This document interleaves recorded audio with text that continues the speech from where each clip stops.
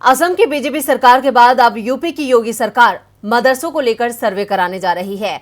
योगी सरकार का कहना है कि वो गैर मान्यता प्राप्त मदरसों की जांच में ये पता लगाएगी कि उनकी आय का स्रोत क्या है, मदरसों को कहां से फंडिंग हो रही है और मदरसों में क्या पढ़ाया जा रहा है। सर्वे 11 बिंदुओं पर हो रहा है। 15 अक्टूबर तक जिला स्तर पर सर्वे का काम पूरा करके 25 अक्टूबर तक सरकार को रिपोर्ट देनी है। अब सवाल यह है, क्या बीजेपी सरकार में खतरे में है मदरसे? देखते हैं ये रिपोर्ट। यूपी की योगी सरकार ने मदरसों को लेकर एक बड़ा ऐलान कर दिया है। सरकार की माने तो मदरसों का सर्वे जरूरी है। आपको बता दें कि यूपी सरकार मान्यता प्राप्त मदरसों को अनुदान देती है, मगर कई ऐसे भी मदरसे हैं जिन्हें मान्यता नहीं है। 7,442 मान्यता प्राप्त मदरसों में करीब 19 लाख छात्र पढ़ते हैं। औसतन एक मदरसे में करीब 250 बच्चे हैं। सरकार का मानना है कि अगर 20,000 गैर मान्यता प्राप्त मदरसे भी मान लिए जाएं और प्रत्येक मदरसे में बच्चों की संख्या 50 मानी जाए तो तकरीबन 10 लाख बच्चे पढ़ते हैं। यूपी सरकार का कहना है कि मदरसों में पढ़ने वाले बच्चों का करियर सुरक्षित होना चाहिए, उन्हें सभी विषयों की शिक्षा का पूरा अधिकार है। अल्पसंख्यक कल्याण मंत्री धर्मपाल सिंह ने कहा कि गैर मान्यता प्राप्त मदरसों का सर्वे जरूरी है, वहां के बच्चों को भी शिक्षा की सही राह पर लाना है।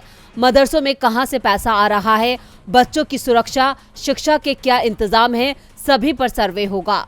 हम मुस्लिम बच्चों के विरोधी नहीं हैं। सरकार चाहती है कि वे दीनी तालीम तो ले ही साथ साथ ऐसे विषय भी पढ़ें जो उनका करियर संवार सके, वह अधिकारी, चिकित्सक, इंजीनियर बन सके, इस पर फोकस है। बीजेपी सरकार जरूर बड़े बड़े दावे कर रही है, लेकिन इसके पीछे की मंशा क्या है, इससे हर कोई वाकिफ है।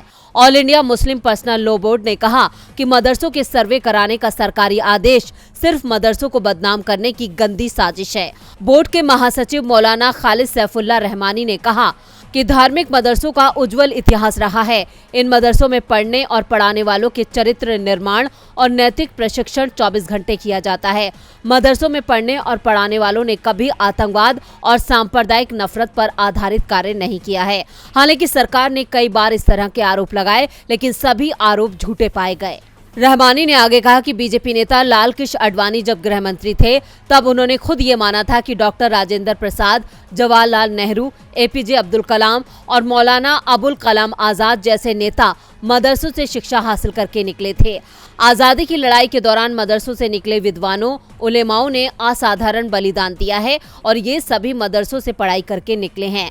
लेकिन अब बीजेपी के राज में मदरसों पर खतरा मंडरा रहा है। सरकार इन्हें खत्म करना चाहती है। डीबी लाइव की रिपोर्ट।